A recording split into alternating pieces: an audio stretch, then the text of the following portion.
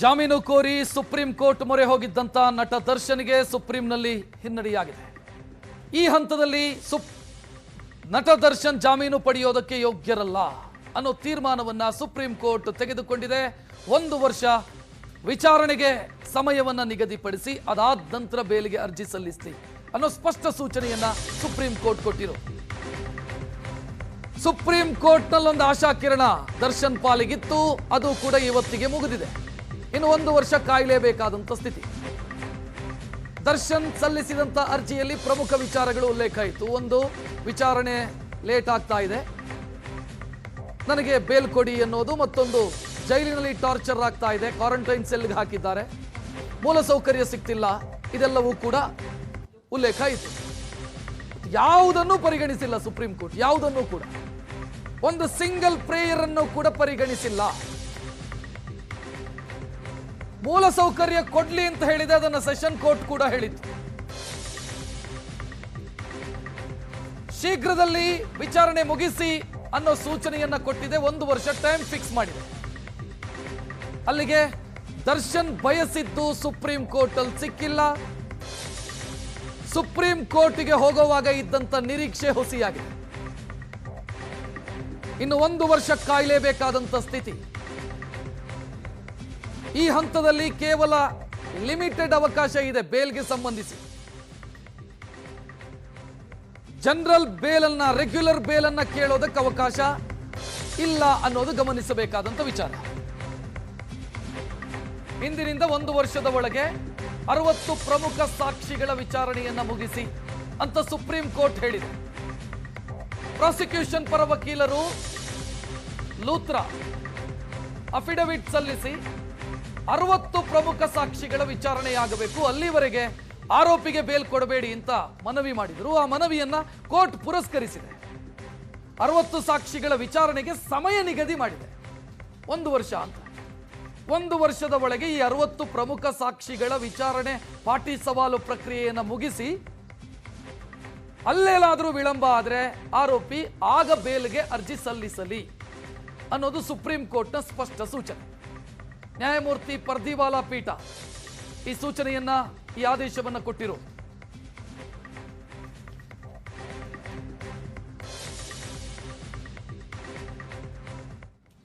ಇನ್ನು ಜೈಲಿಗೆ ಸಂಬಂಧಿಸಿದಂತೆ ದರ್ಶನ್ ಅರ್ಜಿಯಲ್ಲಿ ಕ್ವಾರಂಟೈನ್ ಸೆಲ್ನ ಉಲ್ಲೇಖ ಆಗಿತ್ತು. ನನ್ನನ್ನು ಕ್ವಾರಂಟೈನ್ ಸೆಲ್ಗೆ ಹಾಕಿದ್ದಾರೆ, ಕನಿಷ್ಠ ಮೂಲ ಸೌಕರ್ಯ ಕೂಡ ಇಲ್ಲ ಅಲ್ಲಿ. ಅದರ ಬಗ್ಗೆ ಯಾವ ಆದೇಶವನ್ನು ಕೋರ್ಟ್ ಕೊಟ್ಟಿಲ್ಲ. ಇದು ಜೈಲಾಧಿಕಾರಿಗಳ ವಿವೇಚನೆಗೆ ಬಿಟ್ಟಿದ್ದು ಅಂತ ಸುಪ್ರೀಂ ಹೇಳಿದೆ. ಅಲ್ಲಿಗೆ ದರ್ಶನ್ ಸಲ್ಲಿಸಿದ ಯಾವುದೇ ಸಿಂಗಲ್ ಪ್ರೇಯರ್ ಕೂಡ ಸುಪ್ರೀಂ ಕೋರ್ಟ್ ಅದನ್ನು ಪರಿಗಣಿಸಿಲ್ಲ. ದರ್ಶನ್ ಪರವಾಗಿ ಹಿರಿಯ ವಕೀಲ ಮುಕುಲ್ ರೋಟಗಿ, ಪ್ರಾಸಿಕ್ಯೂಷನ್ ಪರವಾಗಿ ಸಿದ್ಧಾರ್ಥ್ ಲೂತ್ರಾ ವಾದ ಪ್ರತಿವಾದ ಮಂಡಿಸಿದೆ. ಪ್ರಾಸಿಕ್ಯೂಷನ್ ಅರ್ಜಿಯನ್ನ ಅಥವಾ ವಾದವನ್ನ ಸುಪ್ರೀಂ ಕೋರ್ಟ್ ಪುರಸ್ಕರಿಸಿದೆ. ದರ್ಶನ್ ನಿರೀಕ್ಷೆ ಹುಸಿಯಾಗಿದೆ.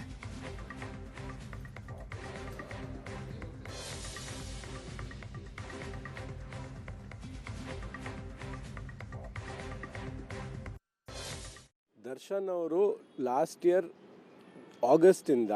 ಮೇ ಆಗಸ್ಟಿಂದ ಅವ್ರಿಗೆ ಕ್ಯಾನ್ಸಲೇಷನ್ ಆಗಿದ ನಂತರ ಜೈಲಲ್ಲಿದ್ದರು. ಜೈಲಲ್ಲಿರುವಾಗ he is an under trial ಪ್ರಿಸ್ನರ್ಗೆ ಆಚೆ ಬರೋಕ್ಕೆ ಅಫ್ಕೋರ್ಸ್ ಬೇಲ್ ಅಪ್ಲಿಕೇಶನ್ ಫೈಲ್ ಮಾಡಬೇಕಾಗತ್ತೆ. ಬಟ್ ಸುಪ್ರೀಂ ಕೋರ್ಟ್ ಒಂದು ಸತಿ ಕ್ಯಾನ್ಸಲೇಷನ್ ಮಾಡಿದ ಮೇಲೆ ಅವ್ರಿಗೆ ಆ ಅವಕಾಶ ಕೆಳಗಿಂದ ಸಿಗೋದು ಕಷ್ಟ ಅಂತ ಹೇಳಿಬಿಟ್ಟು ಅವ್ರು ಇಲ್ಲಿ ರಿಟ್ ಪಿಟಿಷನ್ ಫೈಲ್ ಮಾಡ್ಕೊಂಡಿದ್ರು. ಇಲ್ಲಿ ರಿಟ್ ಪಿಟಿಷನಲ್ಲಿ ಅವ್ರು ಕೇಳಿದ್ದೇನೆಂದರೆ, ಜೈಲ್ ಒಳಗೆ ನನಗೆ ಏನು ಅಮ್ಯುನಿಟೀಸ್ ಬೇರೆಯವ್ರಿಗೆ ಸಿಗ್ತಾ ಇದೆ, ಫ್ಯಾಮಿಲಿಯವ್ರ ಹತ್ರ ಮಾತಾಡೋಕ್ಕೆ ಬೇರೆಯವ್ರಿಗೆ ಅವಕಾಶ ಸಿಗ್ತಾ ಇದೆ, ನನಗೆ ಅವೆಲ್ಲ ಕರೆಕ್ಟಾಗಿ ಸಿಗ್ತಾ ಇಲ್ಲ. ನನಗೆ ಒಂದು ಸಪ್ರೇಟ್ ಸೆಲ್ಲಲ್ಲಿ ಹಾಕಿದ್ದಾರೆ. ಅದನ್ನು ಮುಂಚೆ ಕ್ವಾರಂಟೈನ್ ಅಂತ ಹೇಳ್ತಿದ್ವಿ ಆ ಸೆಲ್ಲನ್ನು, ಇವಾಗ ಅದನ್ನು block A and block B ಅಂತ ಹೆಸರು ಕೊಟ್ಟಿದ್ದಾರೆ.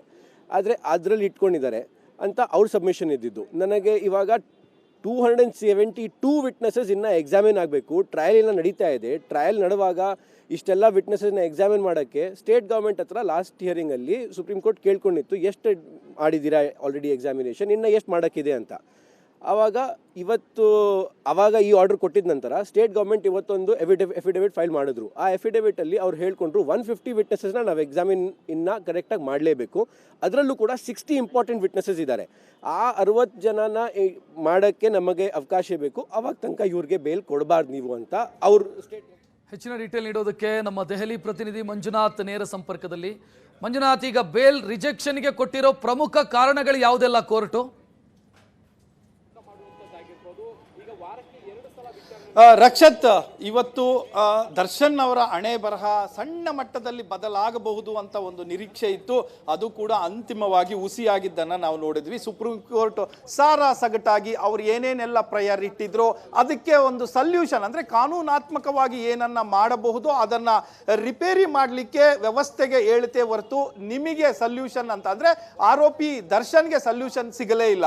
ಅವರು ಪ್ರಮುಖವಾಗಿ ಕೇಳಿದ್ದು ಅಂದರೆ ಬೇಲ್ ಅನ್ನೋ ಹೆಸರನ್ನ ಮುಂದಿಟ್ಕೊಂಡು ಬಂದು ಇಲ್ಲಿ ಅವರು ಕೇಳಿದ್ದು, ಅದಕ್ಕೆ ಕಾರಣ ಕೊಟ್ಟಿದ್ದು, ನನಗೆ ಸರಿಯಾದ ರೀತಿಯಲ್ಲಿ ಸಾಕ್ಷ್ಯಗಳ ವಿಚಾರಣೆ ಆಗ್ತಾ ಇಲ್ಲ, ಮತ್ತೆ ಜೈಲಿನಲ್ಲಿ ಇಂಥ ವ್ಯವಸ್ಥೆ ಇದೆ, ಇದೆಲ್ಲವೂ ಕೂಡ ಸರಿ ಇಲ್ಲ ಅನ್ನುವಂತಹ ನೇರ ಆರೋಪವನ್ನ ವ್ಯವಸ್ಥೆಯ ಮೇಲೆ ಮಾಡಿದ್ರು. ಜೈಲು ವ್ಯವಸ್ಥೆ ಮೇಲೆ ಮತ್ತೆ ಪೊಲೀಸ್ ವ್ಯವಸ್ಥೆಯ ಮೇಲೂ ಕೂಡ ಮಾಡಿದ್ರು.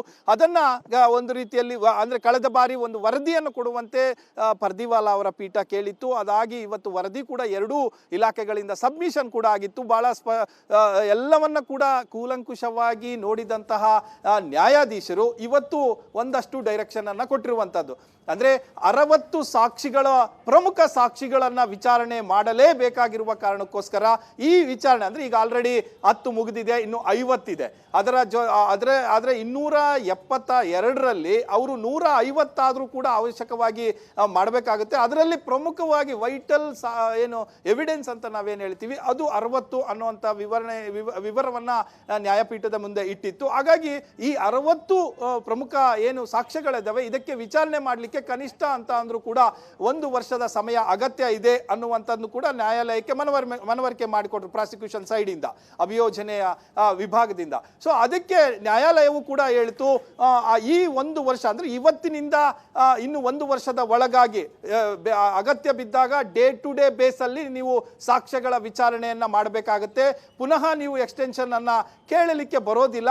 ಆಗ ಆರೋಪಿ ಒಂದು ರೀತಿ ಬೇಲಿಗೆ ಎಲಿಜಿಬಲ್ ಆಗ್ತಾನೆ. ಅದೇ ಬೇಲಿಗೆ ಎಲಿಜಿಬಲ್ ಆಗಿ ಬೇಕಾದ್ರೆ ಸೆಷನ್ಸ್ ಕೋರ್ಟಿಗೆ ನೀವು ಆರೋಪಿ ಹೋಗಿ ಈ ತರ ಏನು ಸುಪ್ರೀಂ ಕೋರ್ಟ್ ಡೈರೆಕ್ಷನ್ ಕೊಟ್ಟಿತ್ತು ಆ ಅವಧಿಯಲ್ಲಿ ಇದ್ಯಾವುದೂ ಕೂಡ ಆಗಿಲ್ಲ, ವಿಳಂಬ ಆಗಿದೆ, ನಿಧಾನಗತಿಯಲ್ಲಿ ನಡೀತಾ ಇದೆ ಅನ್ನುವಂಥ ಗಮನಕ್ಕೆ ತಂದು ಸೆಷನ್ ಕೋರ್ಟ್ನಲ್ಲಿ ಬೇಲ್ಗೆ ಅರ್ಜಿ ಹಾಕಬಹುದು ಅನ್ನುವಂಥದ್ದು ಕೂಡ ಹೇಳಿರುವಂಥದ್ದು. ಸೊ ಇಷ್ಟೆಲ್ಲ ಹೇಳಿದು ಕೂಡ 1 ವರ್ಷ ಅಂತೂ ಪುನಃ ಪರಪ್ನ ಅಗ್ರಹಾರದಲ್ಲೇ ದರ್ಶನ್ ಕಳೆಯಬೇಕಾದಂಥ ಸ್ಥಿತಿ ಇರುವಂಥದ್ದು. ಅದರ ಜೊತೆಗೆ ಪ್ರಮುಖವಾಗಿ ಅವರು ಎತ್ತಿದ್ದು ಪರಪ್ಪನ ಅಗ್ರಹಾರದ ಜೈಲಿನ ವ್ಯವಸ್ಥೆಗಳ ಬಗ್ಗೆ. ಅಂದ್ರೆ ಕ್ವಾರಂಟೈನ್, ನ್ಯಾಯಪೀಠವು ಕೂಡ ಹೇಳ್ತು ಕ್ವಾರಂಟೈನ್ ಅನ್ನೋ ವಿಚಾರದ ಬಗ್ಗೆ ನಾನು ಈಗ ಚರ್ಚೆ ಮಾಡ್ಲಿಕ್ಕೆ ಹೋಗೋದಿಲ್ಲ. ಜೈಲ್ ಮ್ಯಾನ್ಯುಯಲ್ ಪ್ರಕಾರ ಏನಿದೆಯೋ ಅದನ್ನ ಮೂಲ ಸೌಲಭ್ಯಗಳನ್ನ ಆರೋಪಿಗೆ ಒದಗಿಸಿ ಅಂತ ಮಾತ್ರ ನಾನು ಹೇಳ್ತೇನೆ ಅನ್ನುವಂಥದ್ದು ಹೇಳಿದೆ. ಯಾಕಂದ್ರೆ ಕ್ವಾರಂಟೈನ್ ಈಗಿನದಕ್ಕೆಲ್ಲ ಈ ಹಿಂದೆ ಏನು ಕೊರೋನಾ ಸಂದರ್ಭದಲ್ಲಿ ಬಳಸ್ತಾ ಇದ್ದಂತ ಇದು ವ್ಯವಸ್ಥೆಯನ್ನ ನೋಡಿ ಅದರಲ್ಲಿ ಏನು ಬ್ಲಾಕ್ ಅವರಿಗೋಸ್ಕರ ಮಾಡಿರುವಂತ ಬ್ಲಾಕ್ಸ್ ಏನಿದೆ ಎ ಮತ್ತೆ ಬಿ ಅದರಲ್ಲಿ ಇಟ್ಟಿದ್ದಾರೆ, ಆದ್ರೆ ಒಬ್ಬರೇ ಇದ್ದಾರೆ ಅನ್ನುವಂಥದ್ದನ್ನ ಎಲ್ಲವನ್ನು ಕೂಡ ಮನವರಿಕೆ ಮಾಡಿಕೊಟ್ರು. ಆದ್ರೆ ಇದ್ಯಾವುದೂ ಕೂಡ ನಾನು ಚರ್ಚೆ ಮಾಡ್ಲಿಕ್ಕೆ ಹೋಗೋದಿಲ್ಲ. ಜೈಲ್ ಮ್ಯಾನ್ಯುಯಲ್ ಪ್ರಕಾರ ಏನೇನೆಲ್ಲ ಕೊಡಬಹುದೋ ಅವೆಲ್ಲವನ್ನು ಕೂಡ ಕೊಡಬೇಕು ಅನ್ನುವಂಥದ್ದನ್ನ ಹೇಳ್ತು. ಇನ್ನೊಂದು 3ನೇ ಅಂಶ ಏನು ಅಂತ ಅಂದ್ರೆ ದರ್ಶನ್ ಪರ ವಕೀಲರು ರೋಹಟಗಿ ಅವರು ಪೀಠದ ಗಮನಕ್ಕೆ ತಂದ್ರು, ಈಗ ಈ ಏನು ವಿಚಾರಣೆ ನಡೀತಾ ಇಲ್ಲ, ವಿಚಾರಣಾ ನ್ಯಾಯಾಲಯ ಸೆಷನ್ ನ್ಯಾಯಾಲಯ ಏನಿದೆ ಇನ್ಚಾರ್ಜ್ ಕೋರ್ಟ್ ಅಲ್ಲಿ ನಡೀತಾ ಇದೆ ಅನ್ನುವಂಥದ್ದು. 57 ಡೆಸಿಗ್ನೇಟೆಡ್ ಆಗಿತ್ತು, ಆದ್ರೆ 56 ಅಲ್ಲಿ ಇನ್ಚಾರ್ಜ್ ನ್ಯಾಯಾಲಯದಲ್ಲಿ ಇವೆಲ್ಲವೂ ಕೂಡ ನಡೀತಾ ಇರುವಂಥದ್ದು, ಅದು ವೇಕೆಂಟೇ ಇದೆ ಅನ್ನುವಂಥದ್ದನ್ನ ಗಮನಕ್ಕೆ ತಂದ್ರು. ಸೊ ಆಗ ಕೂಡಲೇ ನ್ಯಾಯಪೀಠ ಒಂದು ಕರ್ನಾಟಕ ಹೈಕೋರ್ಟ್ಗೆ ಒಂದು ಡೈರೆಕ್ಷನ್ ಅನ್ನ ಕೊಡ್ತು, ನೀವು ಇಮ್ಮಿಡಿಯೇಟ್ ಇದರ ಬಗ್ಗೆ ಆಡಳಿತಾತ್ಮಕವಾಗಿ ಏನೆಲ್ಲ ಕ್ರಮಗಳನ್ನು ಕೈಗೊಳ್ಳಬೇಕು ಅವು ಕೈಗೊಳ್ಳಿ ಅನ್ನುವಂಥದ್ದನ್ನ ಕೂಡ ಹೇಳ್ತು. ಅಂದ್ರೆ ಅವರ 3 ಪ್ರೇಯರ್ಗಳಿಗೆ 1 ವರ್ಷದ ನಂತರ ಅನ್ನುವಂತ ಸೂಚನೆ ಕೊಟ್ಟಿದ್ದು ಮಾತ್ರ ಇವತ್ತು ನ್ಯಾಯಪೀಠ ಕೊಡ್ತು. ಮಂಜುನಾಥ್, ಅಂದ್ರೆ ಸುಪ್ರೀಂ ಕೋರ್ಟ್ ವರೆಗೆ ಬಂದು ಕೈ ಸುಟ್ಟುಕೊಂಡಂಗ ಆಯ್ತಾ ಅಂತ ಪ್ರಶ್ನೆ ಮೂಡುತ್ತೆ ಇಲ್ಲಿ. ಯಾಕಂತಂದ್ರೆ ಜೈಲ್ ಮ್ಯಾನುವಲ್ ಪ್ರಕಾರ ಸವಲತ್ತು ಕೊಡಿ ಅಂತ ಸೆಷನ್ ಕೋರ್ಟೇ ಹೇಳಿತ್ತು, ಈಗ ಸುಪ್ರೀಂ ಕೋರ್ಟ್ ಅದನ್ನು ರಿಪೀಟ್ ಮಾಡಿದೆ. ಅಲ್ಲ, ಅದರಲ್ಲಿ ಎರಡು ಮಾತಿಲ್ಲ. ಯಾಕಂದ್ರೆ ಕಳೆದ ಬಾರಿ ಅವರು ಬೇಲಿಗೆ ಅರ್ಜಿ ಹಾಕಿದಂಥ ಸಂದರ್ಭದಲ್ಲಿ ಇದೆಲ್ಲವೂ ಕೂಡ ಮುಗಿಯುವ ತನಕವೂ ಕೂಡ ಬೇಲ್ ಸಿಗಲ್ಲ ಅನ್ನುವಂಥ ಲಕ್ಷಣಗಳನ್ನ ಕಂಡು ಬಂದಿತ್ತು. ಆದರೆ ಈಗ ಪುನಃ ಯಾಕೆ ಬಂದ್ರು ಅಂತ ಅಂದ್ರೆ ಈ ಸೌಲಭ್ಯಗಳು ಅಥವಾ ಈ ವಿಳಂಬ ನೀತಿಯನ್ನ ನಾವು ಮುಂದಿಟ್ಕೊಂಡು ಹೋದ್ರೆ ಬೇಲ್ ಸಿಗಬಹುದು ಅನ್ನುವಂಥದ್ದು. ಯಾಕಂದ್ರೆ ಕಳೆದ ಬಾರಿ ಯಾವ ಗ್ರೌಂಡ್ ಅಲ್ಲಿ ಕೇಳಿರ್ತೀರೋ ಅದೇ ಗ್ರೌಂಡ್ ಅಲ್ಲಿ ಬಂದ್ರೆ ಪುನಃ ಬೇರೆ ಬೇರೆ ರೀತಿಯ ರಿಪರ್ಕೇಶನ್ಸ್ ಇರುತ್ತೆ. ಹಾಗಾಗಿ ಆರೋಪಿ ಪದೇ ಪದೇ ಗ್ರೌಂಡ್ಸ್ ಅನ್ನ ಚೇಂಜ್ ಮಾಡ್ಕೊಂಡು ಬರಲಿಕ್ಕೆ ಅವಕಾಶ ಇರುತ್ತೆ ನ್ಯಾಯಾಲಯದ ಮುಂದೆ. ಹಾಗಾಗಿ ಈ ವಿಳಂಬತನ ಮತ್ತೆ ನಿಧಾನಗತಿಯ ಒಂದು ಏನ್ ನಡೀತಾ ಇದೆ ವಿಚಾರಣೆ, ಇದು ಪ್ರಮುಖವಾಗಿ ಅಸ್ತ್ರವಾಗಿ ಇಟ್ಕೊಂಡು ಅವರು ಬಂದಿದ್ರು. ಮತ್ತೆ ಅದಕ್ಕೆ ಇನ್ನೊಂದಷ್ಟು ಒಂದು ರೀತಿಯಲ್ಲಿ ಪುಷ್ಟಿ ನೀಡುವ ರೀತಿಯಲ್ಲಿ ಜೈಲ್ ವ್ಯವಸ್ಥೆಯನ್ನ ಹೇಳಿದ್ರೆ ನಮಗೆ ಸಿಗಬಹುದು ಅನ್ನುವಂಥದ್ದು ಹೇಳಿದ್ರು. ಆದ್ರೆ ಎಲ್ಲದಕ್ಕೂ ಕೂಡ ನ್ಯಾಯಪೀಠ ಸಲ್ಯೂಷನ್ ಅನ್ನ ಕೊಟ್ಟು ಇದನ್ನ 1 ವರ್ಷದ ಒಳಗಾಗಿ ನೀವು ಮುಗಿಸ್ಬೇಕು, ಅಲ್ಲಿಯವರೆಗೂ ಬೇಲ್ಗೆ ಎಲಿಜಿಬಲ್ ಆಗೋದಿಲ್ಲ ಅನ್ನುವಂಥದ್ದನ್ನ ಹೇಳಿದ್ರು. ಬೇಕಾದ್ರೆ ಸೆಷನ್ ಕೋರ್ಟ್ ಅಲ್ಲಿ ಇದೇನಾದ್ರೂ ನಿಧಾನಗತಿ ಆಯ್ತು ಅಂತ ಅಂದ್ರೆ, ವಿಳಂಬ ಆಯ್ತು ಅಂದ್ರೆ ಸೆಷನ್ ಕೋರ್ಟ್ಗೆ ಹೋಗಿ ಅರ್ಜಿ ಹಾಕೊಳ್ಳಿ 1 ವರ್ಷದ ನಂತರ ಅನ್ನುವಂಥದ್ದು ಹೇಳಿ ಅರ್ಜಿಯನ್ನ ಮುಕ್ತಾಯ ಮಾಡ್ತು. ರಕ್ಷತ್, ಧನ್ಯವಾದ ಮಂಜುನಾಥ್ ಮಾಹಿತಿಗೆ. ದರ್ಶನ್ ಪಾಲಿಗೆ ಸುಪ್ರೀಂ ಕೋರ್ಟ್ನಲ್ಲಿ ಹಿನ್ನಡೆಯಾಗಿರೋದು, ಏನು ಬಯಸಿ ಅವರು ಸುಪ್ರೀಂ ಕೋರ್ಟಿಗೆ ಹೋದರೋ ಅದಾಗಿಲ್ಲ. ಅವರು ಕೇಳಿಕೊಂಡ ಯಾವ ಪ್ರೇಯರನ್ನ ಕೂಡ, ಯಾವುದೇ ಮನವಿಯನ್ನ ಕೂಡ ಸುಪ್ರೀಂ ಕೋರ್ಟ್ ಪುರಸ್ಕರಿಸಿಲ್ಲ. ಬದಲಾಗಿ ಸುಪ್ರೀಂ ಕೋರ್ಟ್ ಕೊಟ್ಟಿರುವಂಥ ಸೂಚನೆ ಸ್ಪಷ್ಟ. 1 ವರ್ಷದ ಒಳಗೆ 60 ಪ್ರಮುಖ ಸಾಕ್ಷಿಗಳ ವಿಚಾರಣೆಯನ್ನು ಮುಗಿಸಿ ಆ ನಂತರವೂ ವಿಳಂಬ ಆಯಿತು ಅಂತಾದರೆ ಆಗ ಬೇಲ್ ಕೋರಿ ಅರ್ಜಿಯನ್ನು ಸಲ್ಲಿಸಲಿ ಅನ್ನೋದು ದರ್ಶನ್ ಪರ ವಕೀಲರಿಗೆ ಸುಪ್ರೀಂ ಕೋರ್ಟ್ ಕೊಟ್ಟಂತ ಸೂಚನೆ.